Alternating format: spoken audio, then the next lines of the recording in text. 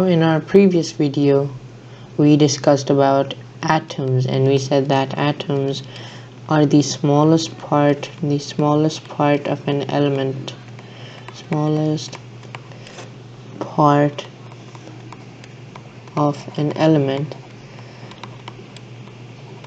which still retains the property of that element. It still retains the properties of that element, the properties of that element.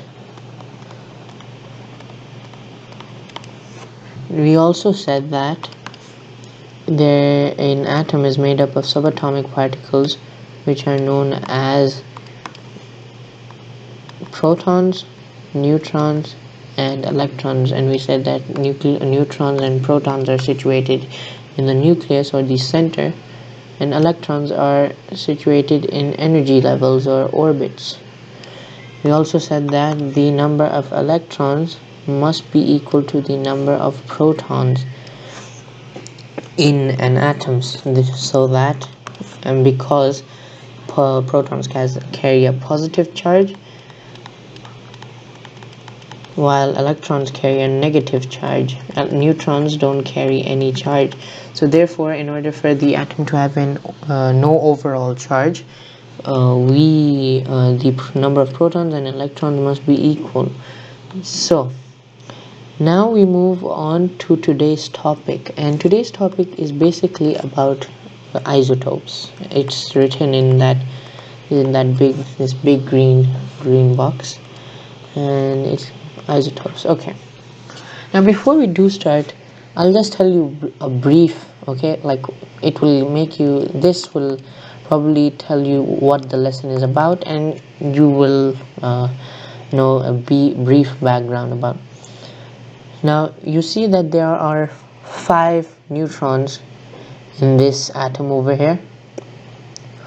An isotope of this would be if there were 6 neutrons and the same number of protons. So that's basically what an isotope is. An isotope is an atom of the same element,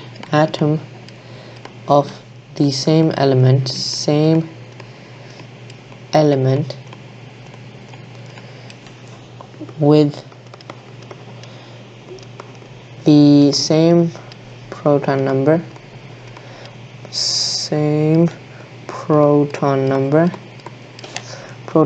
and different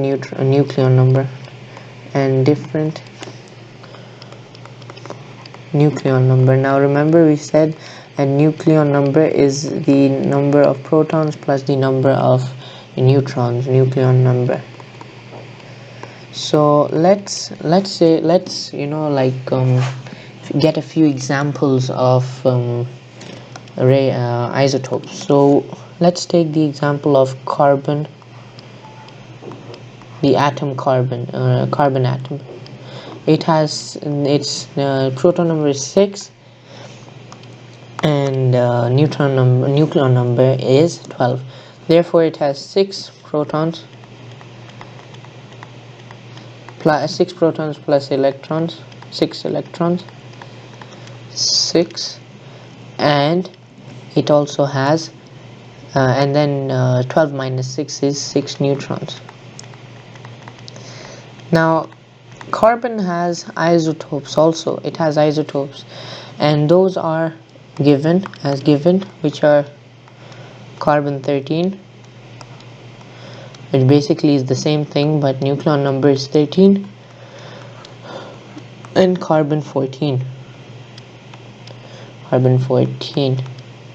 Now you guys might be thinking that what if, since it's losing or gaining or whatever it does with its neutrons, you guys might be thinking that wouldn't this change its physical or chemical properties?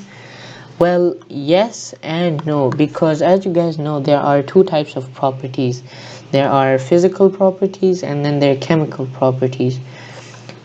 Isotopes have the same chemical properties. They have the same chemical properties properties and different physical properties. Now chemical properties remain the same because of the electrons. Wait, let me just write this: properties. Now chemical properties stay the same because of the number of electrons. If the number of electrons change, then the chemical properties change. This is because it is the number of electrons in an atom which determines the way in which it forms its bonds with other atoms, or reacts with other atoms. So therefore a change, let's say, I'll write it in a yellow. So change in electrons, I'll just write EL, will change chemical properties. Okay, now to this. Okay, now as you can see that the number of neutrons would have changed, the number of protons stayed the same and electrons stayed the same. It's only the number of neutrons that change. In this case you have 7 neutrons, and in this case you have 8 neutrons. Now there are some isotopes which I'll just write. So there are some isotopes which, as a result of an imbalance in the number of neutrons and protons in the nucleus, will just break up because of the imbalance. These are called radioactive isotopes. So I'll write that here. I'll just erase this part, so you guys now know that isotopes have the same chemical properties and different physical properties. By the way, the radioactivity of an element is a physical property, and so some isotopes have, as I told you, some isotopes are more reactive than others, while or some isotopes are radioactive while others aren't. So you guys must have been thinking that, wait, isn't it becoming radioactive? But yes, but radioactivity is a physical property. Okay, so basically you have an isotope, and because of the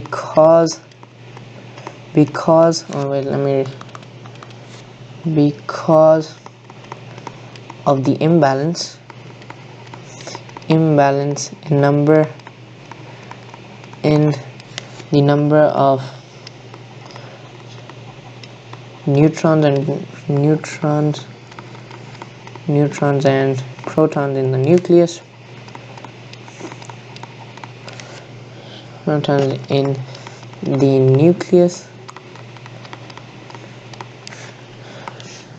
it becomes unstable. This imbalance causes it to become unstable, the atom or the isotope to become unstable. Therefore isotope becomes unstable.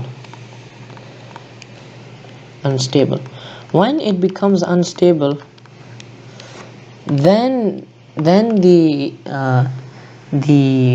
isotope or the nucleus or the nuclear breaks up. It just nuclear breaks up as a result of this being unstable. When it does, let me just write that in a different color. Breaks up. This causes it to release heat energy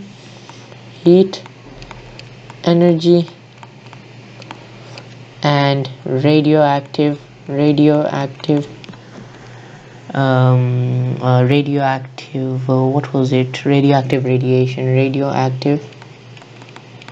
radiation. Examples of these are this over here, another element called tritium, which is a isotope of hydrogen. I hope you guys enjoyed this video. Please like, share, subscribe.